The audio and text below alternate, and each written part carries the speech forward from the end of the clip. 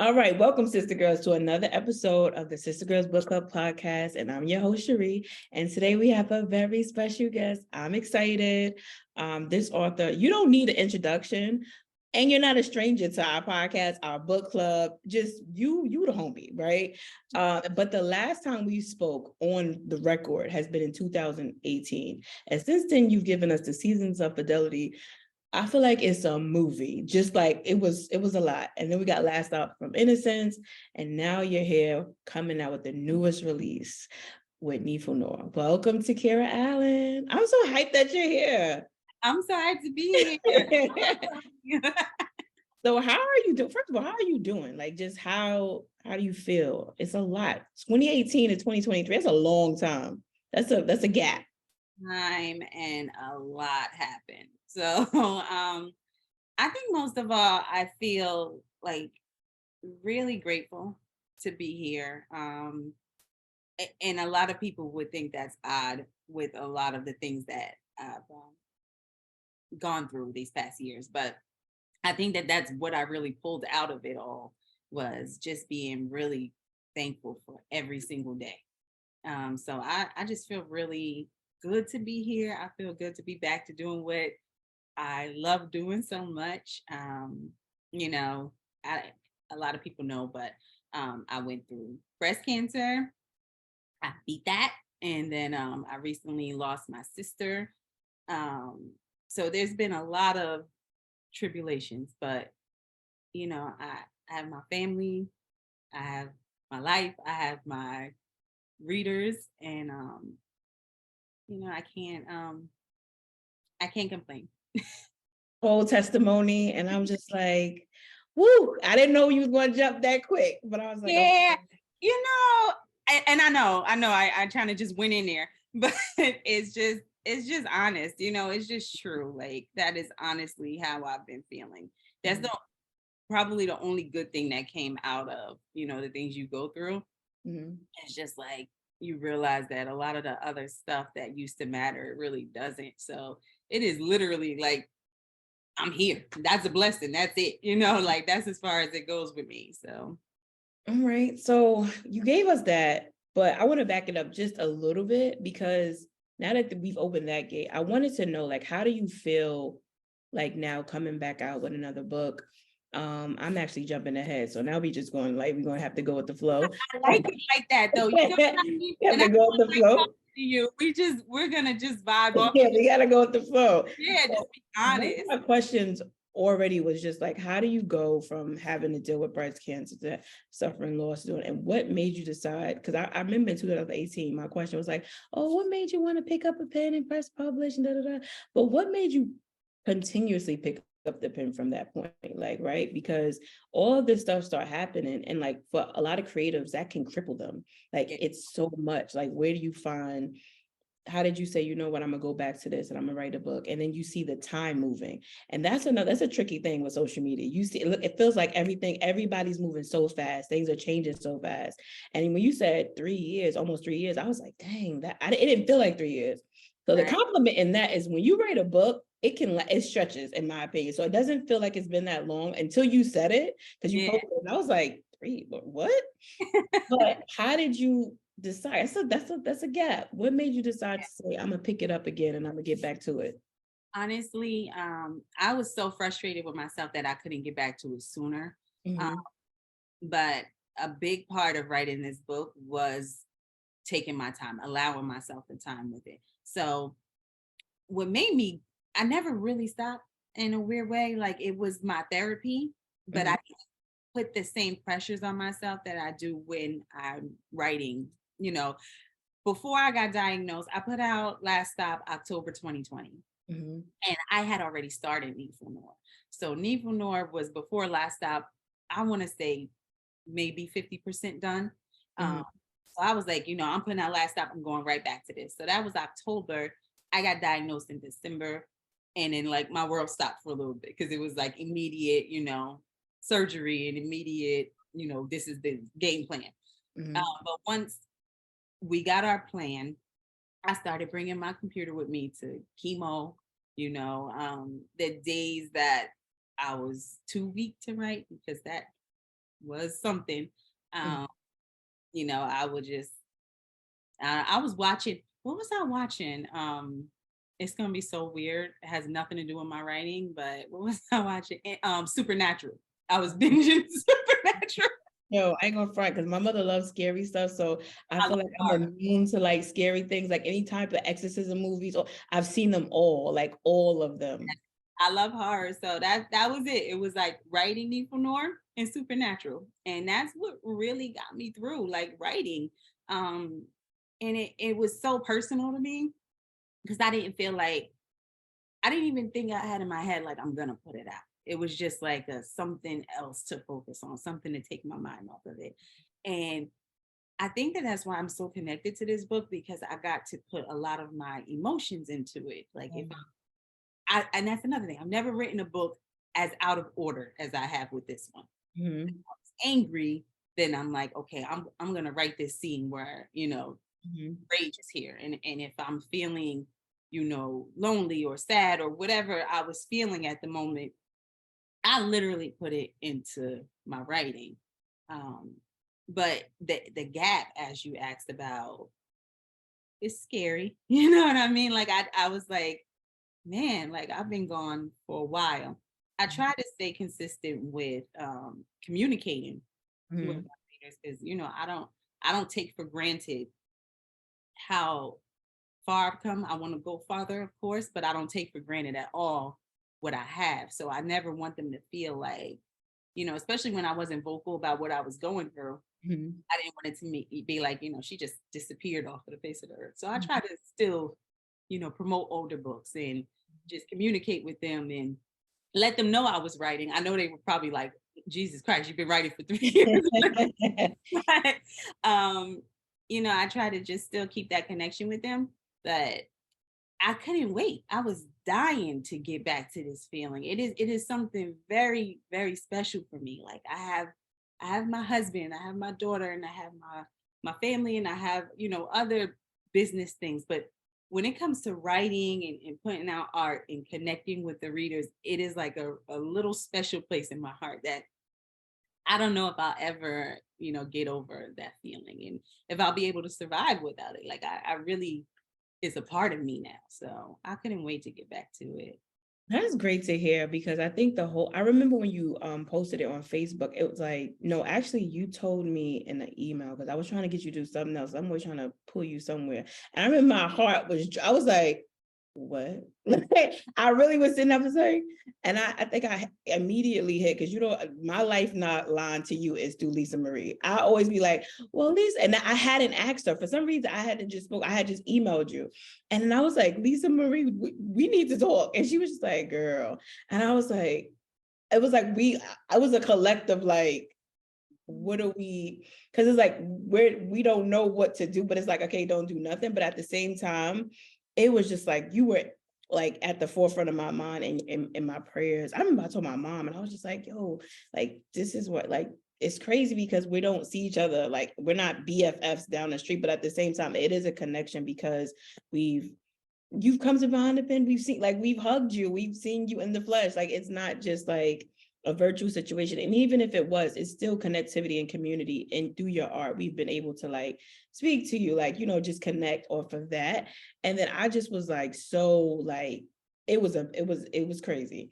And then the next thing, this is like, again, way off topic. I remember on I love off topic. I swear. That's how my but I don't really like going over stuff because I'm looking like, girl, you got the questions here. We got to answer the questions. I remember it was my birthday. It was last year, the morning of my birthday. This is going. I'm sharing this with you because it's just like I said, it's at the forefront of my mind. I was watching Insecure, a marathon. Like it was the morning of my birthday, so it was like 3 or 4 or 5 o'clock in the morning, and I'm just like, I took a shower, came back, sat on the bed, was going through like, and all of a sudden I laid down, like being very like, and like chill. And I happened to graze and I was like, what is this? And I felt the lump. And when I tell you the heart, like my heart, it really like, and it's crazy because it felt like a movie. Like it felt everything about it. It being my birthday, it being early in the morning. I remember I was just like, okay, maybe I'm bugging. I need to calm down and let's try this again. Let's recalibrate. Like let's do it again. And I did it again, and it was there. I was like, okay, it's time to phone a friend. And I called my mom, and like she was just like, Sheree, calm down. She's like, I don't feel anything. It's in your head. And then she was like, oh, I feel it. And I was like, at that point, I promise you, it was like, I saw the future, I saw the past, time stood still, blah, blah, blah. So while everybody's starting to call me for my birthday, wishing me happy birthday stuff, I had to go to the GYN because I'm like, I'm one of those people. I couldn't wait. I couldn't do anything. So I'm laying on the table with her, I'm speeding this up.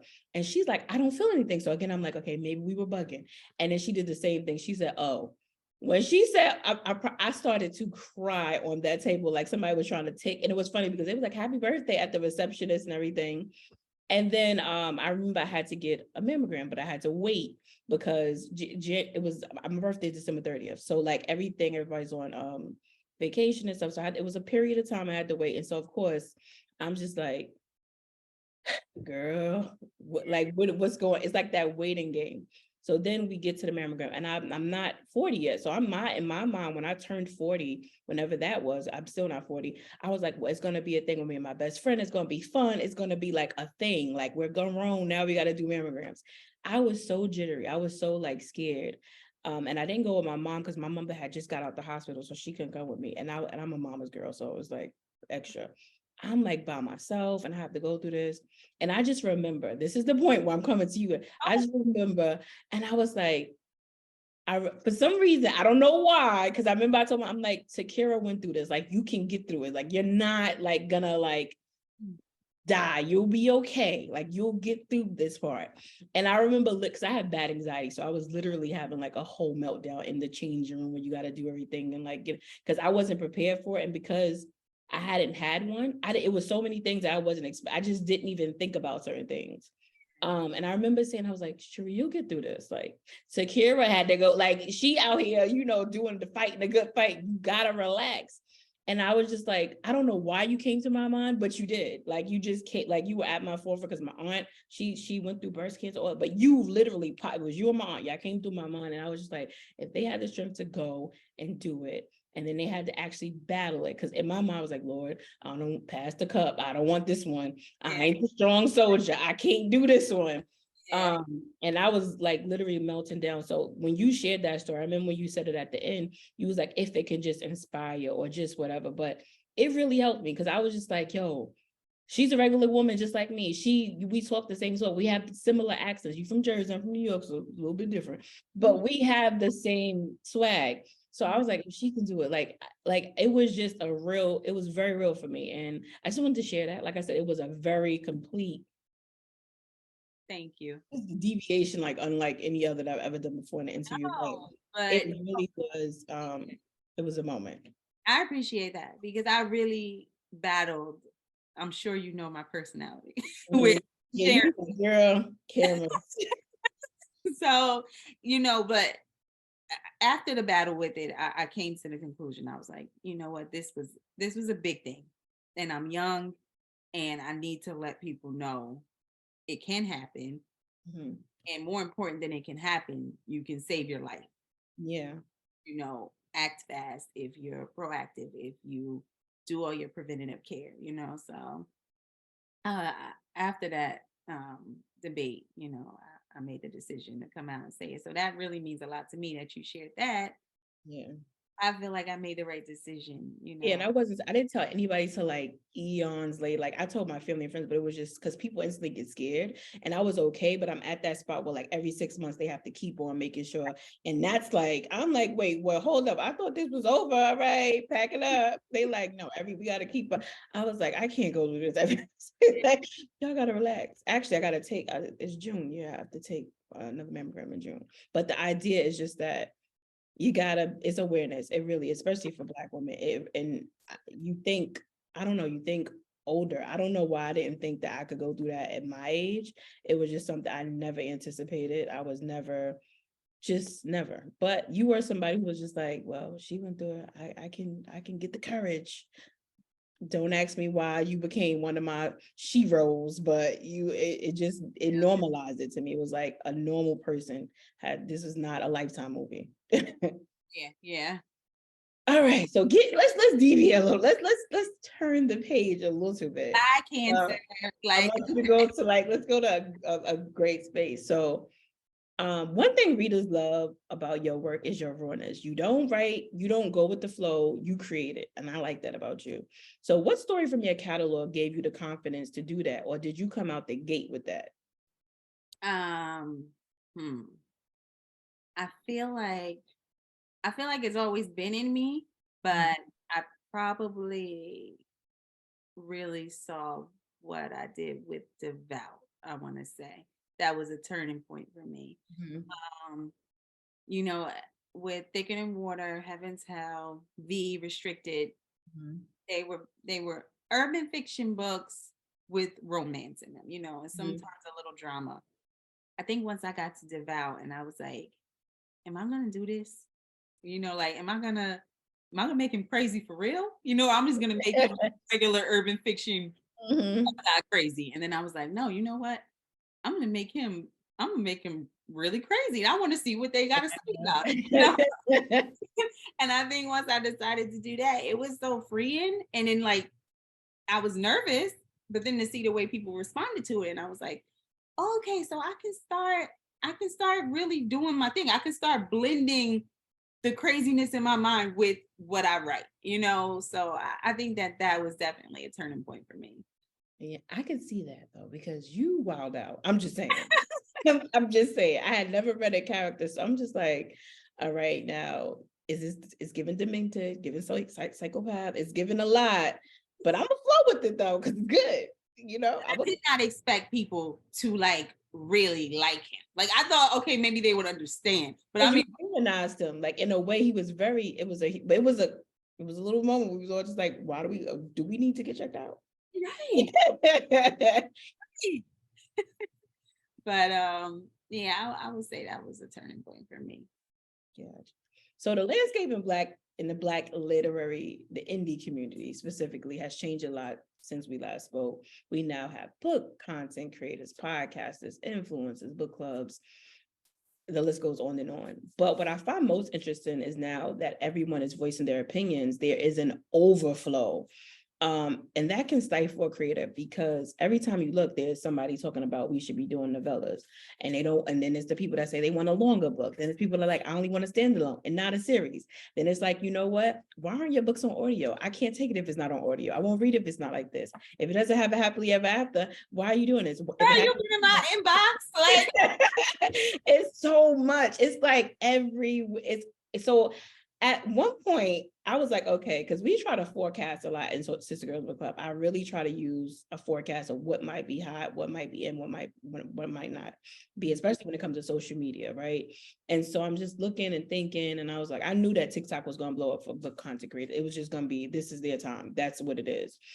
But at the same time, it's just like you don't anticipate how much every of an opinion now that everybody has, and it's so different and diverse. So you can't say, well, novellas is in and longer books are out, because TikTokers are saying they want longer book, but the Facebook group girls are not. So how do you not let that stifle you? Because it's so many people so it's like, if I want to do this book that's really, really long, it's 2 books, it's raw, but everybody's saying we only want novellas now. We're not reading that long. How do you make sure that that doesn't get into your space of creativity? I just don't like, and it does hinder me sometimes, because like sometimes I'm so out of tune with what's going on. Like I recently was told, shout out to Love Belvin, because she was like, girl, TikTok is what's happening. We gotta start with the TikTok. And I'm like, okay. But other than that, like I'm not really in tune with a lot of things. Um, Mhm. so that can hurt me sometimes. Mhm. But I just stay focused on what I want to do. Mhm. And I can't think about what other people expect from me. I just have to hope and pray that I have put so much of my soul and heart into it that y'all gonna mess with it anyway. And I think that that's really everything that I do. That is what I think about. I'm like, this book that I wrote just now, I'm like, it's 800 pages. it's a slow burn. I've been told 1,000,001 times that I am too wordy. I know people like the action. I know they like the sex right on the first page. And I have to go, I don't care. Like if I know what I want to do, I have to go, you gotta make it hot anyway. You gotta do what you want to do, and you just gotta make them feel it anyway. And if they don't, then it's not your lane. But if you're very passionate about something and it feels right to you, there is a lane for it. There's somebody out there, that wants what you have to give. And you'll be driving yourself crazy if you try to keep up with what is trendy. Mm-hmm. I gotta write a novella now. I gotta write a series now. That's, to me, that loses what art is about. Mm-hmm. Like when I sit down at my computer and I want to create something, it's me and that right there. It's not nothing else in my head about, okay, so what else do I have to keep in account because that'll just mess it up to me. So, I understand that there are people that do that. And I feel like there are two different types of writers. Mm-hmm. And neither is wrong or right. But I feel like there are people that treat it like a business. Mm-hmm. And they're very good at that. They're good at, knowing what is happening right now, what will sell. This is the genre I have to write. This is the topic that people want to read. This is how long they want it. This is how I have to promote it. I have to, make myself persona or something to help sell my book. Or those people are very good at what they do. They treat it like a business. And then I feel like there are people that it's something else. It's heart, it's soul. It's like something that you have to do first, and then it goes to the public, and you just hope that they can receive it and appreciate it. And I think that that's where I'm at. And I see so many new writers. I talk to a lot of them personally, and I see a lot of them, worried a lot about what people want. Mm-hmm. People feel like I should have a part 2 to this, and they feel like it should be out by now. And I'm like, don't get caught up in that. It's gonna mess you up. You'll be waiting forever. You won't drop nothing. You'll be insecure. You have to just really be confident in what you're doing and not think about that. And I know it just sounds so easy to say, but it's the truth. I don't take in too much of anything. I don't take in too much praise or negativity. I try to just stay focused on what I'm doing and what I want, and just hope that I connect with my readers, my core. So I get that, but it's like the person who loves social media in me is just like, yeah, but that's so difficult because I feel like social media is like New York City. It doesn't sleep. You can't beat it. You got to kind of like either go with the flow or just try to figure it out. But at the same time, I think there is an art to knowing how to use social media marketing as an author, right? But there is the flip side to that, where it's just like marketing is like the icing on the cake for readers. Like it's the extra razzle dazzle. So the book is the actual art. That's the work. That's what we walk away with. I can't walk away with a like. I can't walk away with the TikTok, whatever, what you say. I can only use that, the art that they've created, the content creators, to like kind of help market the book or help push it. So I get it on both ends. right. But for you, you're saying like, it's all about just you and your passion as a writer. But do you think that can hinder your progress as far as visibility? Yes. Because because one of the questions that I had, like I said, we skip it around at this point.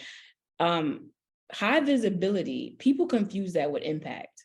So it's often very misconstrued. And I say that all the time because I work with a lot of interesting people who do a lot of really great things, and they don't have a big visibility on social media. They're very like low key or whatever, but you wouldn't know how impactful they were to the spaces that they just like hold or whatever. So, but at the same time, those are not the people that are speaking on the panels. The visible people are the ones that are just like very much aggressively on social media. They're very present. But at the same time, if you know the industry, I don't want to speak to you. I actually want to speak to that person because, like Jay-Z said, I don't got the bright watch, I got the right watch. You know what I mean? It's like, so at the same time, you trying to do that, but how do you feel? Oh, this might be a loaded one. How do you feel when you, like, if you're the one that's just going for the art, but you see that this road that you're taking is very much like choo choo check it, and everything else is like a highway byway going. So you ever look at it and be like, well, damn, maybe I should jump on like maybe I should take the I-95 and stop taking it, like, you know what I'm saying? You know what? I'm gonna be so honest with you right now. So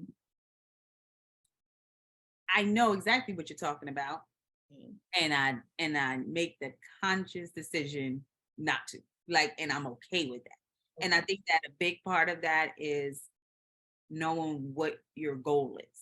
You know what I mean? Like, I feel like I could write Devout 100 times. It would be like second nature. I know what would take me up there. You know what I mean? Like, I know what I can do. It's not in my heart. So it's not what I want to do. So it's like, do I sacrifice things all the time? I sacrifice, sometimes I look at my peers and I'm like, man, they are flying here, doing this, and that. But if my daughter has a recital or she has a this, or, I have to determine what's more important to me. And I know that can hold me back from, the levels that I can reach. But I also have to just have faith that where I'm supposed to be, I'm going to get there. And I think that my goal, especially when it comes to my art, because I have so many other things in my life, I have a very simple goal, which is to create art, for the art to be received and appreciated, and great if I can make some money off of it. But not necessarily, you know what I mean? Like, I don't really care too much about being the number one this or the most nominated or this award or you know what I mean? Like, having 2 million followers like that. And I'm not shading anybody that does that, because that's great. That's, that's their goals. But I just feel like you have to have your own goal and know what you're doing it for and what you want to accomplish. I do try, I will say, with this book, I've done a lot of promoting to the best of my ability. Like that, that's as far as I can go. What I've been doing is as far as I can go, so I try to step it up a notch with that. But that's exactly what it is. I just do it to the level of my comfort. I can't be all day making videos, and I gotta figure out TikTok. My daughter's on TikTok, so she can help me with TikTok. But you'll figure it out, because but it's just, I just think that that's always been me though. Like, and a lot of people say stuff to me all the time. They talk about, for instance, my brother. They're like, what's wrong with you? There are people that reach out to you about that, and you could be doing this show, and you could be. That's not me. Like, I'm not. I don't take the avenues that don't feel right for me, and I know that there are things that can get me somewhere quicker, but it just doesn't feel right. If it doesn't feel right to me, it's not for me. That's just how simple it is for me. And I think that is just a personal thing. Everybody has their own personal things. And like I said, if you want to be number one, if you want to be that top best-selling author, you want New York Times, whatever you want to do, go for it. If you know that that's what I got to do to get there, do it. But I think it's very hard for people to believe that everybody doesn't want the same thing. I think that is, and I see that on social media a lot. A lot of people have this idea of like, this is the success story, and everybody wants to get there. That is the picture of it. And I think that there are a lot more people that have their own mind than people know. So I agree with you actually, which is interesting because I have a competitive spirit, but it's only against my own stuff. So I don't really I only like, even because I teach media to kids and I'm just like, we got to be the best this year. And they like better than the rest of the groups. I'm like, no, better than what our last project was. And so I can see that. And I also offer up that I think that your gifts will always make room for you. I hear that, and of course that's the Bible talking all the other stuff, but I do believe it because on TikTok, if you search Takerra Allen, you ain't make one video yourself, but your books and people that are talking about you are there. So your name is present already. And like TikTok is one of the top search last year. I think it fell this year to like number 3, but it was the number 1. It beat Google.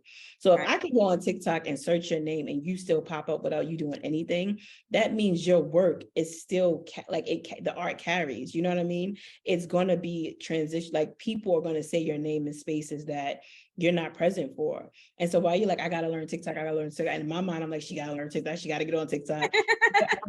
Book content creators that are going hard for Black authors. Like I said, I've typed your name in there and you pop up. It's not you, but it's people talking about your work. And so I totally understand it. And I do want you to like transition out to that whenever you feel the most comfortable. But I also know that when you have a strong like catalog and a strong just body of work, people will speak on your behalf. And I do think that I know you see it kind of like, because it's virtual, but I'm telling you, girl, it's there. I can say that because I my, I look up things a lot just to see like, oh, how are people feeling about this? How are people feeling about that? Like, how can we insert our own book club or our name? How can we lend ourselves to like move this along? And I'm like, it's moving. Like, even if you don't see it on Instagram or you don't see it on this, I can look up certain authors and they'll be on Pinterest. Like, it's that heavy. Like, people will put you in spaces that you're not necessarily, you feel like, oh, well, I can't go into or whatever. So just know you out there, girl. So my next question is, if you could change the ending of one of your stories, which one would it be?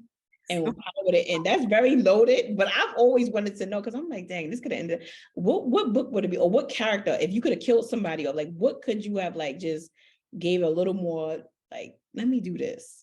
I swear it's so funny you asked that because recently I wrote a status and I said, there's a book that when people tell me they read it, I cringe because I absolutely hate this book that I wrote. And the big part of it is the way that I ended it. So now I told them I would never tell them. So now I'm going to tell you. I hate Restricted To. I hate Restricted To. And I would totally, I always like make this excuse for killing Jules. And I'm just like, well, that's the way it had to be, whatever. But no, I would take that back. I think I was mad. I was just over it. I was just like, they're not going to have a happy ending, whatever. But, I look back at it and I think it comes with growth of writing. And I'm like, it was cheap. I could have done that so much better, especially where I'm at now in my writing. I'm like, I want to do over. I would make this so much better. So that's the one. That's the one. Because I thought you was about to change it, and then you said, no, girl, I would have, did the whole thing all over. Yeah. But definitely that, and that's the thing. I killed right at the end. So it was like everybody thought they were going to be happy. And then it was just like, boom. Yeah, I wouldn't do that again. So again, the last time we spoke on Wax was 2018, and you were dropping seasons of Fidelity. So how has your pen game changed in your eye, like your creative eye changed? Like, what are you, when you said I could have wrote this totally better as a writer, like did yourself right now. So what have you noticed about your writing, or even like I said, your process that has changed that we might not notice because we're just reading it? That's a good question. I think that with seasons, and then especially with the last stop, I tried something that I've always loved: thrillers. I've always loved horror. I always loved different genres. And I'm a big Stephen King fan. I've told you that before. But I always felt like, that's not my genre. So I think that with Last Stop, I just kind of let myself go and I kind of dipped my toe in the thriller pool a little bit. And that was really fun for me. And I think that it's been more freedom. Like with Needful Noor, there's no rules. Like and Sandra's very upset with me. Like I've been joking about it, but she's really upset with me because like I was writing it and I'm at like 500 pages. She's like, well, you're almost done, right? And I'm like, no. And she's like, well, then right. And I'm like, it's just one really, really big book. And she's like, well, you could cut it down. No, there's a lot of dialogue. There's a lot of, I feel like every moment in it matters. And I think that that's what's been happening with me lately. I don't have the rules anymore and I don't really care about them. I don't like, I'm like, you want to call me urban? You want to call me urban romance? You want to call me contemporary? You want to say that I'm doing some thriller, some mystery, whatever. I'm just making whatever is popping in my brain. I'm just getting it out of me. And I think that Last Stop really did that for me. And so I'm excited about because I know what else I have in my brain. So and they're all very different. So I Mhm. think that freedom, that is the main thing that has happened with my writing. I don't feel boxed in. I don't feel like I have any, you know, standards or anything that I have to deliver just besides good art. So That's a great place to be. And I think the readers are going to appreciate that. But in order to get to that place, you got to find a rhythm. So how do you know, like, just with anything, like when you're cooking, when you're directing, when you're painting, there's a certain rhythm that you might not get until you get into this part of the book or this part of the story. When do you know that you're in a good space and you're not just delete? Okay, let's start from the beginning or do this, or I'm confused, or I'm frustrated. I think that that's what takes me so long to put out work because I've been at the spots where I'm like, okay, I guess this is done. But Mm. then if I don't have that feeling when I reread it, if I'm not clenching my thighs together reading this man, you know what I mean? If I'm not hurting at those sad parts, then I'm like, this ain't it. If I don't feel it like that, they're not gonna feel like that. They might enjoy it a little bit, but this ain't it. And Needful Noor, I had to make some changes, like not really to the story or anything, the storyline, but just as far as rewriting things that just I'm like, it didn't go deep enough. You know what I mean? Or like connecting with her past more. I'm like, okay, I got to do more reflection on her and really, you got to really get to know her. So it's a process of really when I'm rereading it, and I'm like, okay, this is it. And then I start getting excited, and of course, I reach doubt again, and then excited, and it's a up and down. But there is a point where I'm like, okay, this Yeah. I'm happy with this. So as long as I'm happy with it, then I'll put it down and I don't care what comes. I mean, I'm not gonna say I don't care what comes. I take that back. But I'm content with what comes. So Okay. All right. So Needful Noor is like dense. I would say that it's not going to be a small read. One, what inspired you to write this story? Tell as much as you can without giving too much away, I suppose, because by this time the book will have been out. Um, and why did you feel like it should have been so long? Like, and most people said they're trying to edit out. You were just like, no, put it in. Like, how did you get to that part? I think because and I do this often, but now I've been doing it lately even more. I have two consecutive things that I'm doing at once. And I think I did it with the last stop, and I'm doing it here. I am telling a journey of a woman, and then I'm also writing a romance. So it's like a lot of times people are doing one or the other. So it comes out as a regular book. But you have me that I'm trying to get the reader connected to this woman, see everything she's been through, see what her desires are, her fears, her, everything with her.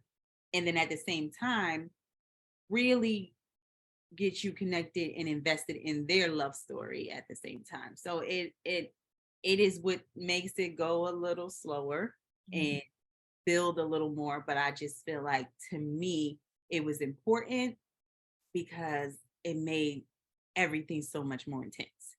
And I just feel like if I would have breezed through certain things, you wouldn't have. I like to say with this book, they don't have sex right away, right? But I like to say that by the time they do, I hope that I have made like a collective, oh my God, enough already. I can't wait to these two. You know what I mean? Like I need Build up that angst. yes, yes. And I just feel like without knowing her, without knowing him, without knowing everything that's going on with them, it doesn't happen as just powerfully. So I think that was a big part of why it's so long and why I felt like it had to stay that way. Because Okay. it's really, I separated it into two parts, but it's not necessarily ending at one part and starting another like a series, but it is kind of like two stories in one. Mhm. So what made you put it out now? Like, how did you know that this was the moment? Because you had been holding on to, like, you've been writing it for a while. So how do you know, like, okay, this is the time, and not to say like, maybe I need to wait a while. Maybe I need to, like, how do you get that time? It had just been too long anyway. But once I got to the point, the last few months where I got into writing the ending of it, and it just was flowing so quickly, and I'm like, okay, I know exactly what I want to do now. There's no doubt anymore about how it's going to end, how what's going to change, and I think once I got to that point, I'm like, okay, I got to get it out, because I also have now two other novels that I started that I need to finish, and then not to mention other ideas for things I want to do. I want to, as I was talking about goals before, everybody having their goals. My goal, as I'm sure a lot of writers are right now, is to get into film. So I Mhm. also want to work on this script. So it's just a matter of, I'm like, okay, it's been long enough. Let me get this out. Let me get out what else I got to come in and get back in the game. Like, I've been anxious to get back into this. So it felt What good. what do you think readers need to like go into it with? Like, this is what, like, if they're going to read this book, what should be the mindset? Like, give them a prerequisite. What should they go into it I'm so glad you said it, first of all. with? Um, I think people find that hard to believe too, but I think that there are a lot of writers that will agree with me on this. If it's not for you, please don't pick up my book. And I don't mean that in a mean way, but I mean it in, you know what you like, you know what you don't like, and I don't want to hear how slow it is and how much of a slow burn it is. And you you I'm like that old song, if you don't know me by now. Like, that's me. Like, I just feel like, don't you know me? Like, so say if that's important. If you decide to read this book, go into it, please, with patience, um, time. Like, I just feel like, I know right now everybody's into like these challenges, and I got to read this amount of books, and I want you to read my book, but I don't want to be on a clock with it. Like, you know what I mean? I gotta hurry up and finish Need from Nowhere by the end of the week, because then I gotta start. And I think that that's just something that, I guess, my love for reading, I connect with. Like, I used to read really big books. Mhm. I used to read them for a long time, and I used to go back and read my favorite parts, and it's like an experience. So I would like and hope that people could go into it as an experience, like, just, taking your time with it, reading a chapter, doing something else, thinking about it, inbox me. You know what I mean? Like, I want it to be an experience. And not going into it with expectations of, okay, you know, this needs to be happening by then. This needs, because Mhm. it's not going to. I can tell you right now, it's not going to do everything that you wanted to do. But I just pray you enjoy it anyway. I think that was a good one, because I think now, especially with like TikToks and like that being a big one, and even Instagram and Facebook, people are like posting what did they read in a month, what did they read in a week, what did they have to read so many books in a year. And while those are good to make you read more, Right. in my opinion, this is just me, which is like, I'm not like, it's just my opinion. One, I'm not a fast reader, but it's not because I can't be a fast reader. I've zoomed through books like it's nobody's business. But I think that people miss the opportunity of just fall in love with the character, like or dislike them, or just, and like I'm nosy, like I'm a nosy person in general. So it's like I'm trying to figure out, like, okay, what did this mean when he did this for real, for real? Like, what was the real thing in the mind? Like, I'm trying to, I be acting like I'm a lawyer, a doctor, a psychologist. I'm trying to define what did they really mean? Or even like if they have a career that I've never heard of. I like learning new stuff. So it's like I read a book, and like some authors YouTube are good with like emotion and just giving us that backstory, and I need to know all of that stuff. So if I'm zooming through, I'm gonna miss a lot. I know I'm gonna miss some things, because I know me, I'm trying to dart to where I'm like, if this was the last action piece, I'm trying to jump to see where it's gonna end. I've done that before, and you like, wait, but how? Then you start like getting confused, like, wait, why did they? It's the little stuff, and it's like that matters too, though. So yeah, I think that people across the board, we gotta kind of relax And I with mean, you know what? that. To piggyback off of it, because I don't want it to be any misconception. There are books that are created that I feel like for that. And I feel like it's a great thing that people are reading more. Right now, there's so much art coming out. I'm like, I'm promoting other authors' stuff that, I'm cool with. And I'm like, wow, like these things are coming back to back to back to back. And it's great. It's great for the culture. It's great that readers are consuming this much. But I feel like it's like, do I want to pick up, and not saying as far as quality, but do I want to pick up McDonald's? Do I want to pick up a quick burger real quick? Or do I want to sit down and have, this big 5-course meal? So it's like, be in the mood for it. That's all I ask. If you're trying to do a challenge, maybe you should be racking up them novellas right now, and then when you got the time and the patience and you're not on a challenge, try out Nifunor. They tear us up about the challenge, because I'm like, it's always a challenge going on. And there's no shade to the challenge. No, There's no shade to the challenges, because we had a challenge a couple years, but it's no shade to the challenges. But I think people be stressed out. Like, I'm looking at like, girl, I didn't read this amount. I'm like, we supposed to have fun though. It is supposed to be an enjoyable experience. People be stressed, especially towards the end of the year, stressed out. They gotta listen to 3 audiobooks now, read 2 novellas, and do something else to meet the goal. no, don't do that. Stressed out. So next question, what character or story came with the easiest flow when writing, and what was one that came with like that was more difficult, that you had to be like, all right, I really gotta take my time? I want to say easiest off that. Last Stop for Innocence. Mhm. I was in the middle, like I said, of Needful Noir, and the idea came to me. And then once I saw like everything, basically, I was like, okay, I can't just outline this. Like, I might as well just write it. I see everything. So that just was the quickest, easiest thing that I've ever written, because it just was in me and had to get out. Hard, I used to say it was Seasons of Fidelity 3, which is why series are so taxing for me, because I just feel like that last one where you're trying to wrap up everything and you're trying to make sure crossed all the T's, dotted all the I's, and you're done with it. So it's like I have to make sure that I've said everything I need to say. That was hard because it was like 6 characters, a lot going on, and at the same time I have to move with my you know regular pace. I'm not going to rush myself. So that was challenging. Needful Nor was a little challenging in the beginning, but once I figured out the direction it was going in, then it was fine. Got it. All right. So balance. People tell us about balance, and sometimes you hear like you just got to balance your time, and then they're saying there's no such thing as balance. It's just you're just juggling stuff. So are you balancing or are you juggling? That's the question. First question. I am juggling like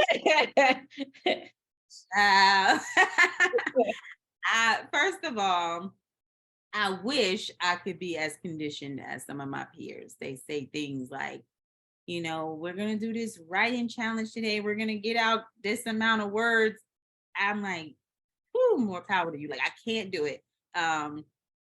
When I want to write, I can do it for like binge. Like, I could write, and my family knows she ain't going to cook dinner today. She ain't going to, she's probably not even gonna lay that bed till she shower and gotta pee. We gotta bring her food. We gotta bring her wine and coffee.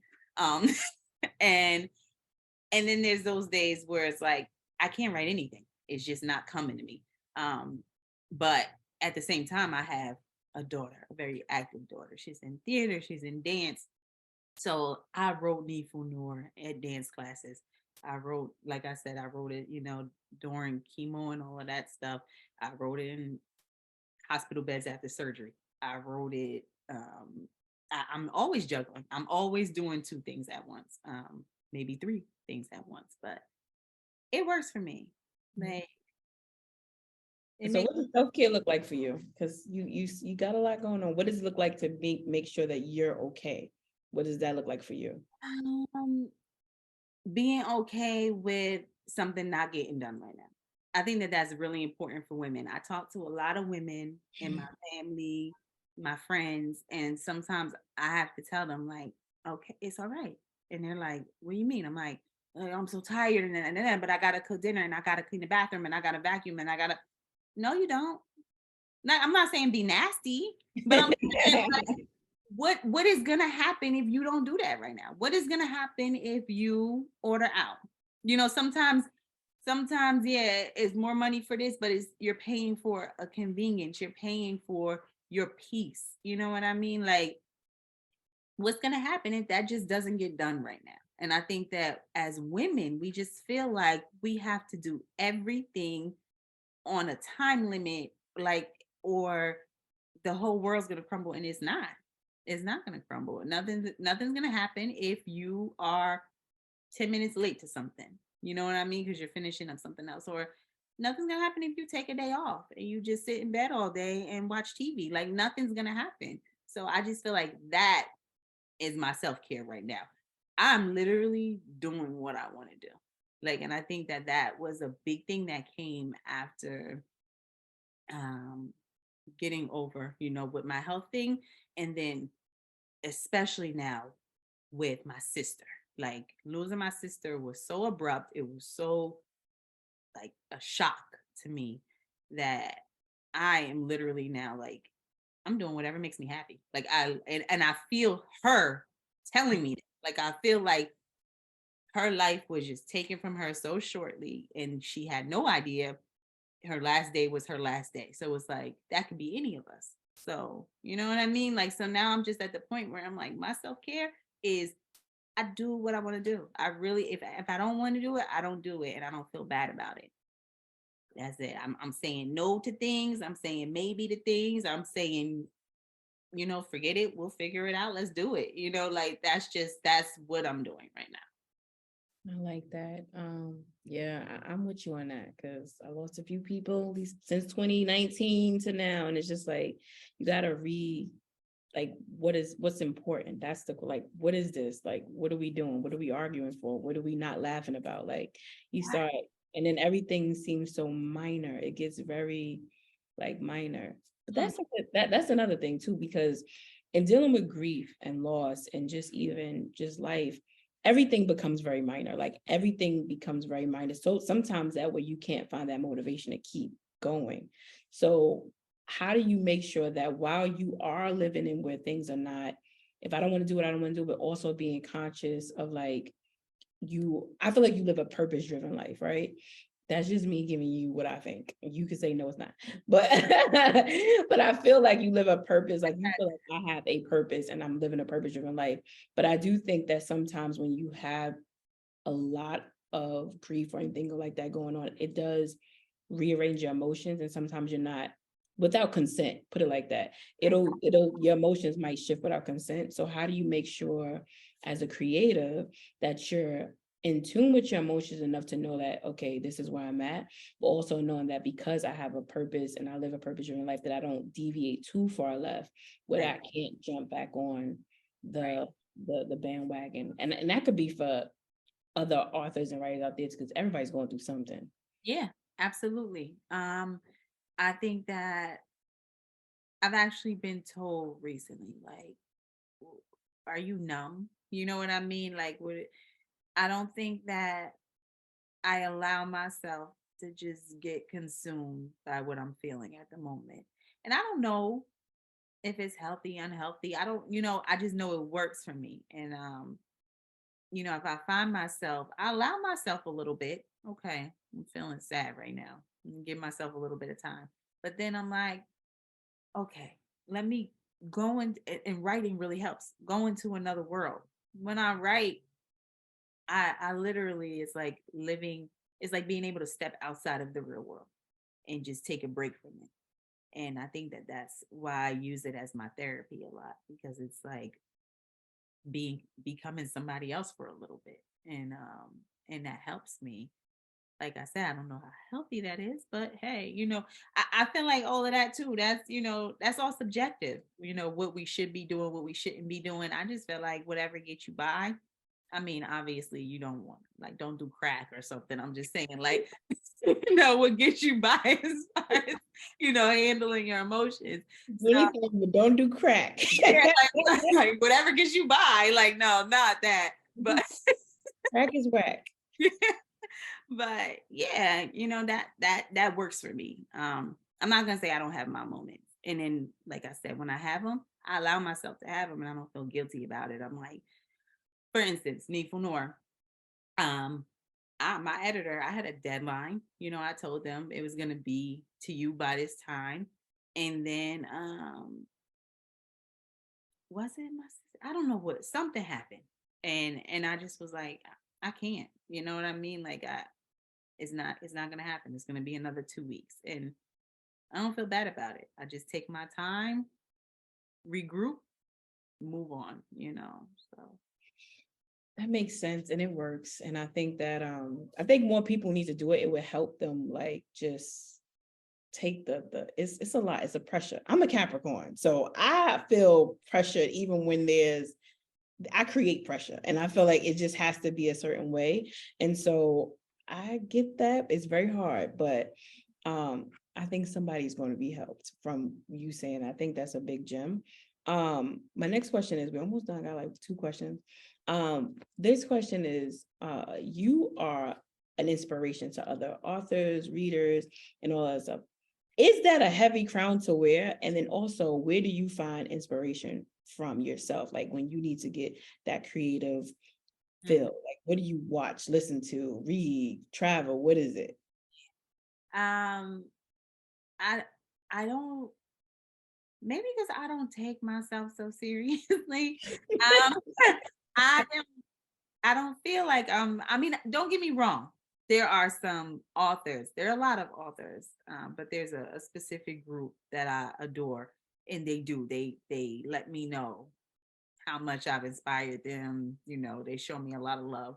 Um, I don't feel any pressure. I feel very grateful for it. I feel like, you know, however I could help for you to become who you're gonna be, and you soar and go even beyond me or wherever you're destined to go. Like, I'm just grateful to be a part of that journey. So that doesn't feel bad at all. That feels great. It feels absolutely fantastic.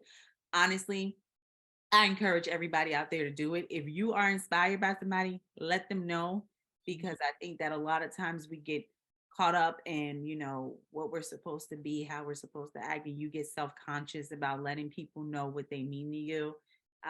But I think it's important that people, I try to do it all the time. I came out loving a lot of the vets in the game. And anytime I see them, I did an event with Quan, and I'm just like, the whole time I'm on Quan, I'm sitting next to you, like, oh, I love you. Like, like, I just feel like it's important to let people know, especially in our community, that they're important and they meant something and they inspired you, because we're really a small community within, this art world. Where I find my inspiration, really, I just love there's my cat too, all aspects of art, music, I'll watch a good movie and I'll just be like, ooh, and not on some copy and stuff, because I think we need to really make sure that that's clear. It's not like I'll watch a movie and be like, oh, now I'm gonna go write Bridgerton Part 3. Like, no, I'm not doing that. But I mean, the emotions. You'll watch something and you're like, wow, that left me feeling a certain way. Okay, now I want to create something that makes people feel a certain way. Or I'll listen to a song. I'll go to like a Broadway play. I went and saw MJ. I went and saw it twice, and I was so inspired. Like, I just was like, oh wow, like they really captured how important he was, and his impact and his talent. And I just was like, okay, now I want to go do something great. So I would say mostly other art, and then just life, just people, conversations with people. I talk to people a lot. I hear their stories, I hear the things that they've been through, and it just it's inspiring. That's dope. And so my thing is that with you being inspired and just moving into this next leg, what is your hope for yourself? Like, what is the literary legacy that you want to leave? I think that that's a good question.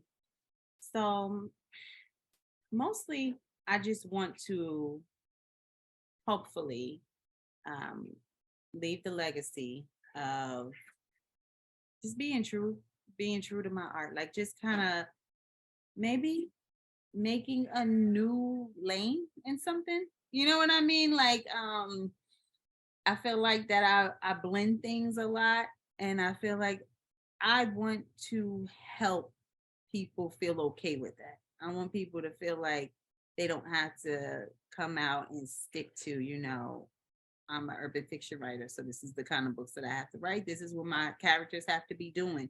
This is how they have to talk. This is where they got to live. Like, I feel like I want to help, because I'm not the only author that does it. So I just want to be one of the ones that show you can really do whatever you want to do, as long as you do it with passion, soul, and from your heart. People are going to feel it.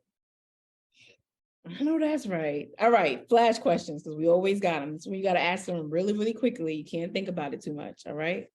Everybody tries to think. Do not try to think that. I see you think. Writers try not to think. Okay. Okay. Writing in a day or night? Day. Living single or girlfriends? Girlfriends. Martin, like Martin Luther King, or Malcolm X? Malcolm. Paperbacks or ebooks? Paperbacks. Standalone or series? Standalone. Is it Uchiwali or is it one mic? One mic. Keep Your Head Up or Brenda's Got a Baby? Brenda's Got a Baby. Who is Takerra Allen? Oh God. Who is she not? Takerra, don't let these people know how unserious you are, because you about to have them like, wait, we thought. Don't let them you. I'm an artist. I'm a mother. I'm a wife. I'm a friend. I'm a sister. I'm a Black woman. I got a cat that's meowing like crazy right now. Cat lover. That's it. Tell the people where they can find you, and let them know that the book is coming out. It's out today. When this is out, it's out. I'm so excited. Needful Door is out. It's on Amazon. You can find me on Instagram, Facebook, and now TikTok. And now. But that's it. And hopefully you can find me soon, at some events. I wanted to do you guys event. I did, but got some things going on. So I'll be out though. We're not holding it against you. We here. I love you guys so much. I love y'all so much, and I know it's gonna be crazy. There's a lot of my babies. I call them my babies. These girls are gonna be there. I would have died to see them. Brienne and Dominique, Sheree. I think Sheree's being there. Sheree? Mm-hmm. I don't know. But my baby's gonna be there. They're gonna be there. They coming in full throttle. Yes. And they speak very highly of you, and I always love to see that, because it's so hard to like, people think that the Black community can't work together or it just can't, it's always something, but it's like, yeah, we are going to have issues because we're human. People are not going to love each other forever and ever, amen, because this is not like, it's not a Disney Channel story. But at the same time, there's a lot to be said that within this community, there's so much support in a space that I don't think that, like, I think if people took the Black indie literary community, they could really do like a case study on how it looks when we show love and show up for each other and like really be going to bat. Yeah, we got our problems and issues, but when it's time to like come out and show up and travel and purchase and buy and support, and like I said, on TikTok, they be arguing with the white girls. Like they go, I love it. I love it. So I'll be like, yes, eat them up, leave no crumbs. Yes. Empty the clip on them. So it's just like they go hard for Black literature, and it's just so dope to see because they appreciate the work, they appreciate what you do and what you stand for. And so that's what I gotta say. You're appreciated, you're loved, and like you're always viewed to me in a positive light. Like I know for a fact that when people say, who is an author that we just be mind her business and create her art, people Takerra Allen for 100, please. And I think that's always, like I said, your reputation and your art shows up in many spaces that you haven't reached yet. So when you, like I said, when you do go on Twitter, Google your name, girl, you gonna pop up. And thank you so much for making the time because it's been a lot. It took us a while to get here, but I knew. I know. We're gonna get here. We don't need nothing else. We're gonna do this. Did it. We did it. A schedule. We did it. We did it. So thank you so much for doing this. And like we're gonna be reading this book. And Lisa already said we gotta come back and have another conversation about the book. Oh my baby. Lisa. I promise you, she is the team lead when it comes to Takerra Allen. Like, how you just be like, you know what? I ain't even gonna say nothing. Just let her have it. You got it.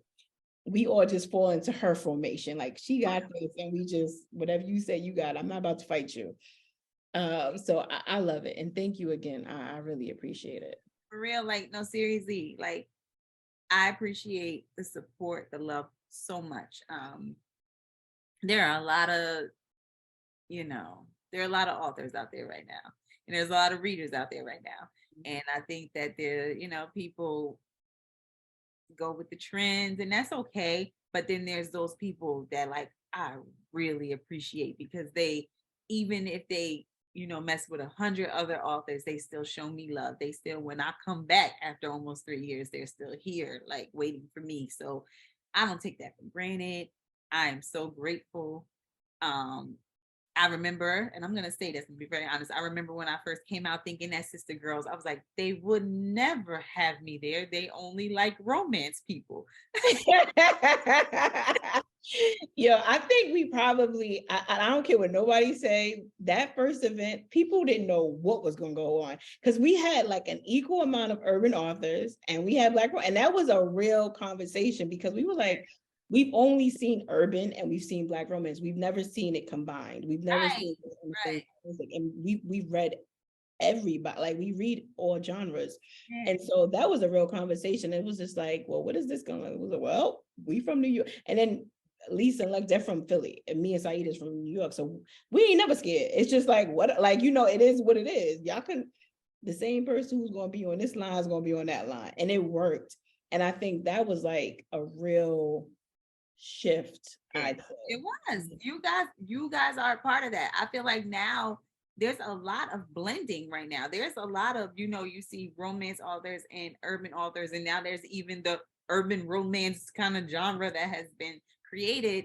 And I feel like it is a blend of them supporting each other at the same events, on the same charts. And I think that you guys were a big part of that. And I really appreciate it because there are people to this day that still, they won't mess with me. I say nigga too much and my books don't always end happy. So it's like, no, so I appreciate y'all so much, so very much. Thank you so much. I know we going over time, girl, but thank you. I'm about to just end it on this note because this was the greatest note to end it on.